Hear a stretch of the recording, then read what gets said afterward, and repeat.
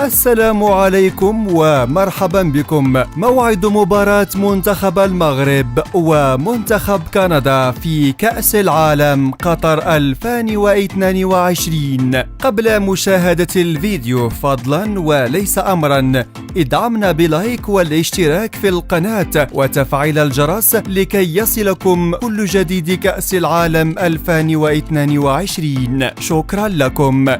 ستلعب مباراة المغرب وكندا في كأس العالم قطر 2022 يوم الخميس 1 ديسمبر في الساعة 4 عصرا بتوقيت المغرب و6 مساء بتوقيت مكة المكرمة. وستلعب المباراة في استاد التمامة، وستنقل المباراة عبر القنوات التي تظهر الآن في الشاشة.